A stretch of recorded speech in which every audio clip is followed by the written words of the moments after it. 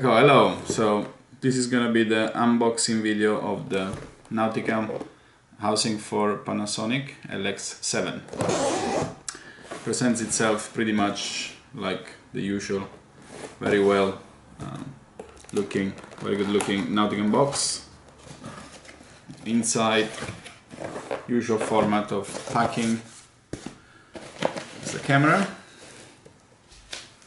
and as standard for all Nauticam compact housing, we have complete set of Allen keys, which I find quite useful actually, metric, not imperial, spare o-ring and lubricant, which is good also for nitrile, not just for silicone o-rings, battery for the moisture alarm, also this housing has got a moisture alarm, o-ring remover, and the warranty papers,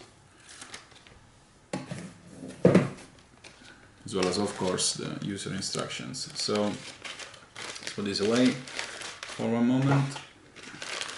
Let's have a look at the housing itself, which is here.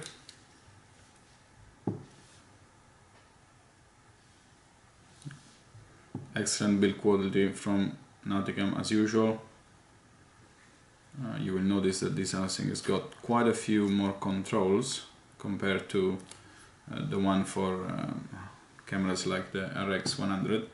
I also want to show you what it looks like in terms of relative size. So it is quite big compared to the RX100. So if you look, although the linear dimensions seem not to be that different, it is actually quite thicker than the Sony RX100. It's slightly taller and wider. In terms of the rear construction, very similar, but there are some specific buttons of this camera that therefore needs more control. Also want to show you the relative size compared to the Rexy S95 housing, which is very similar to the S100 housing. This is quite a bit bigger, and that's the reason for that is that the cameras themselves are actually larger. So on the front we have the switch for the dial for manual focus, autofocus and macro. To be honest, this camera will focus fine if you leave it in macro mode. On the other side you have the lever for the picture format, aperture dial, pop-up flash, yes and no and regulation, mode dial, zoom, shutter, on and off, shutter dial, and on the back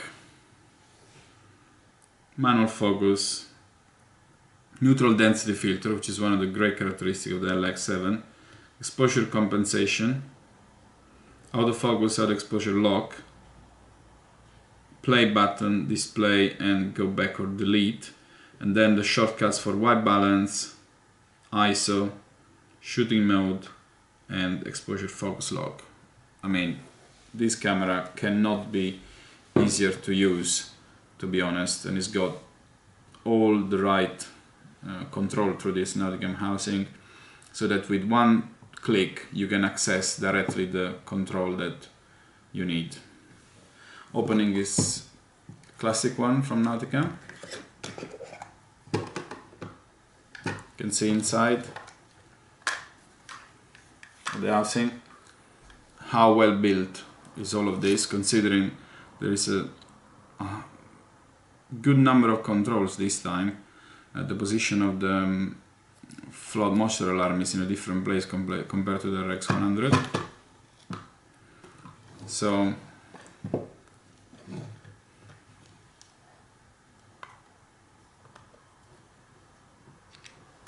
let's put the camera inside.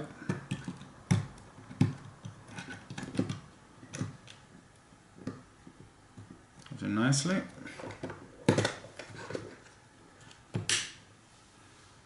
And you can now press the on button and the camera is immediately on. It's going to complain now about the fact that there's a lens cap. Don't know if you can see, but the camera at the widest setting sits quite close, but not obviously at the end of the glass port. And as I said, we have controls for pretty much everything on the back with one click. In terms of characteristics specific to this housing, I think there's not much more to say other than there are some features that are actually accessible through the housing itself as shortcuts, which I found extremely useful. For example, you can see here where the power dial is that you can actually switch between off, on and movie. That's because the camera's got a separate movie button, but with this switch you just have to pull and you can shoot a movie clip while you're in photo mode, which is much better than pressing a separate button. The neutral density filter as well